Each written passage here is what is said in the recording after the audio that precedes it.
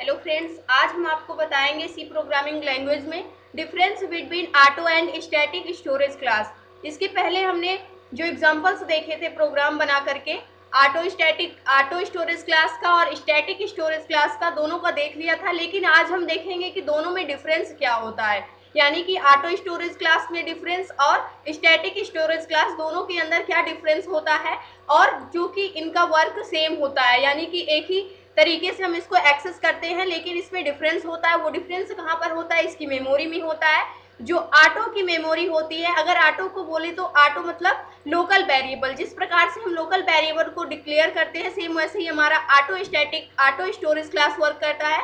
Static storage class कैसे work करता है? जैसे हमारा स्टैटिक वेरिएबल वर्क करता था, सेम वैसे हमारा स्टैटिक स्टोरेज क्लास वर्क करता है।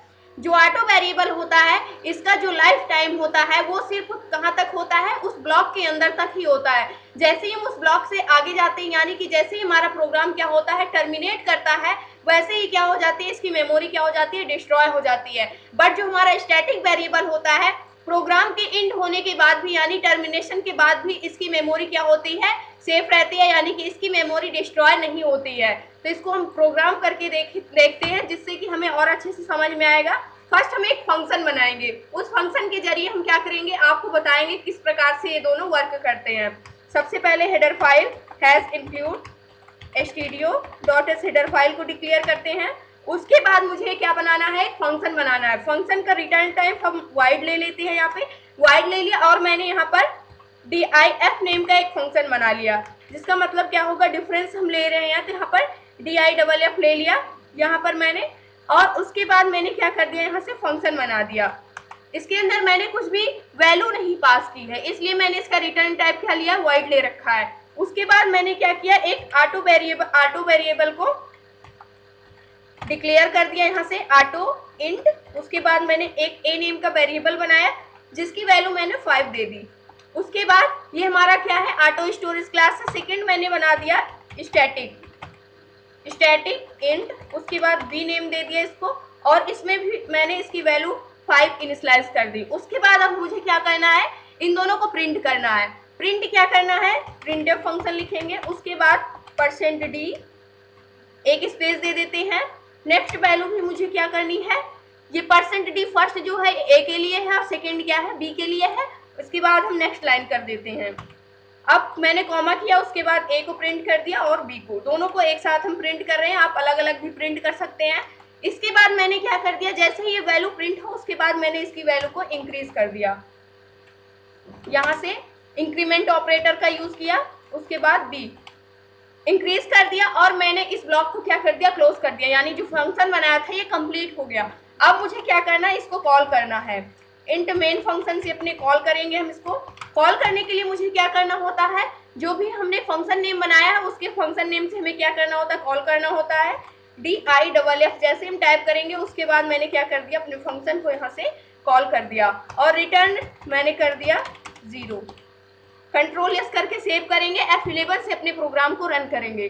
जैसे ही हमने प्रोग्राम को रन किया, जो हमारे ए की वैल्यू थी वो क्या थी? 5 थी, यानी ऑटो इंट ए इक्वल जो मैंने बनाया था, यानी कि ऑटो स्टोरेज क्लास, उसकी वैल्यू 5 प्रिंट हुई है, और स्टैटिक की भी क्या प्रिंट हुई है? 5 प्रिंट हुई है। पहले मैंने ए को प्रिंट किया है, तो पहले ए की वैल्यू प्रिंट हुई है, फिर मैंने बी को प्रिंट किया, उसके बाद बी की वैल्यू प्रिंट हुई है।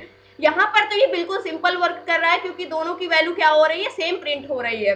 जैसे ही हम क्या करते हैं, जो यहाँ पे हमने फंक्शन बनाया है, जो हमारा ऑटो स्टोरेज क्लास होता है, इसका स्कोप कहाँ तक है? सिर्फ इसी फंक्शन के अंदर तक ही है, और स्टैटिक जो है इसका भी इसी के अंदर तक ही है। अब इसको हम आपको, अगर मैं यहाँ से इसको फंक्शन को सेकेंड बार फिर से कॉल करती हूँ, उसके बाद यहाँ पर क्या प्रिंट होना चाहिए? कंट्रोल एस करके उसके बाद F11 से रन करते हैं।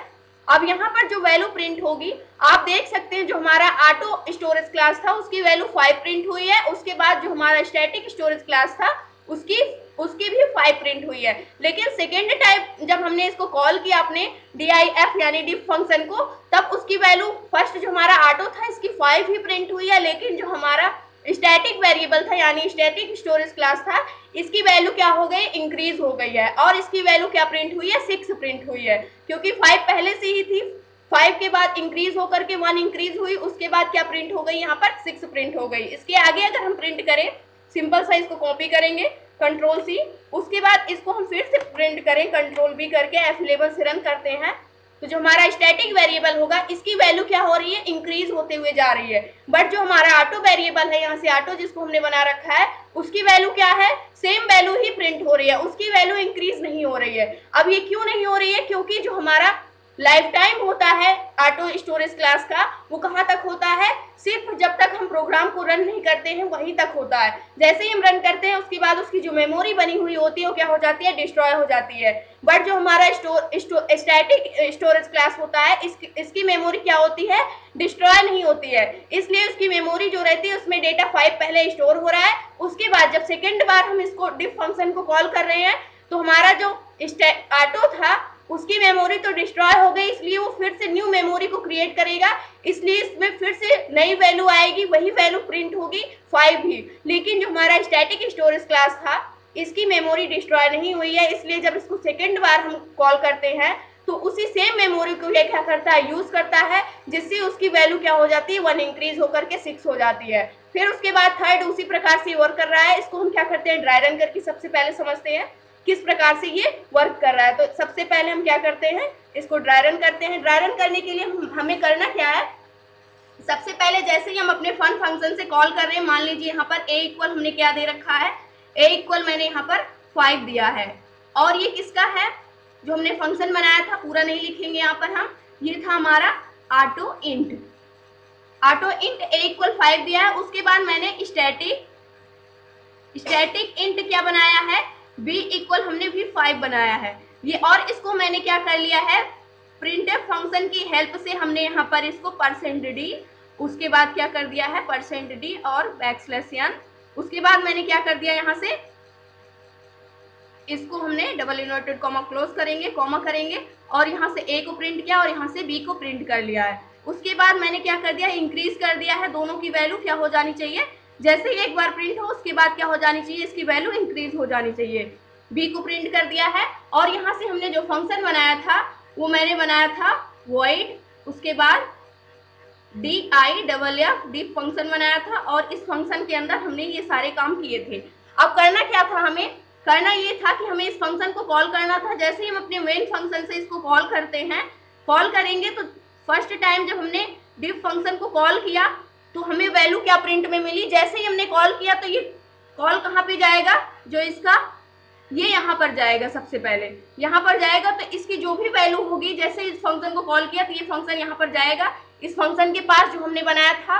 उसके बाद क्या होगा, यहाँ से ऑटो की वैल्यू क्या है, यहाँ से a की वैल्यू जो होगी वो पूरा प्रोसेस करेगा। उसके बाद a की वैल्यू क्या है, यहाँ पर 5 है, तो a की वैल्यू क्या प्रिंट हो जाएगी, यहाँ से 5 प्रिंट हो जाएगी, और b की वैल्यू क्या है, इसकी वैल्यू भी 5 ही है। तो दोनों की वैल्यू फर्स्ट टाइम में यहाँ पर जब हमने कॉल किया तो a इक्वल क्या प्रिंट हुआ 5, और उसके बाद b इक्वल भी क्या प्रिंट हुआ 5।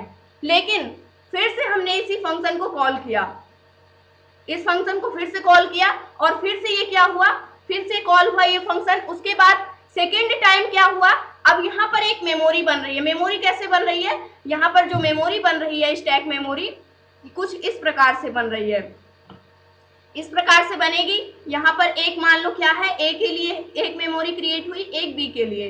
अब a के लिए फर्स्ट टाइम जब मैंने कॉल किया तो क्या हुआ, यहाँ पर 5 स्टोर हो गया, और यहाँ पर भी 5 स्टोर हो गया। ये है ऑटो की मेमोरी, यहाँ पर ये इसको हम ऑटो लिख देंगे, और ये है स्टैटिक के लिए।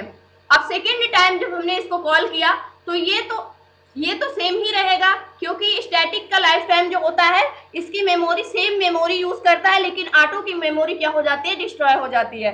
जैसे ही इसका एग्जीक्यूशन इससे बाहर आया, यानी कि टर्मिनेशन जैसे ही इस फंक्शन के बाहर आया, यहाँ तक हमने क्या किया था, इस फंक्शन को क्रिएट किया था, जैसे ही इसके बाहर आया वैसे ही क्या हो गया, जो हमारे ऑटो वेरिएबल की मेमोरी थी स्टोरेज क्लास की, ये डिस्ट्रॉय हो गई।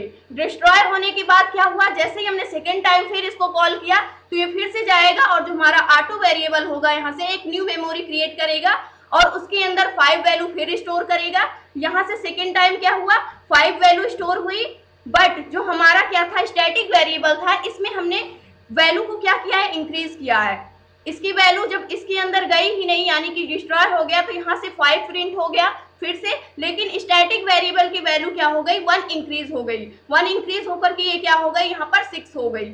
6 होने के बाद अगर हम इसको क्या करते हैं, यहाँ से ये सेम वैल्यू की यूज करेगा क्योंकि इसकी मेमोरी डिस्ट्रॉय हो जाती है, इसलिए 5 फिर से प्रिंट करेगा यहाँ पर, लेकिन v की वैल्यू क्या हो जाएगी, 6 हो जाएगी।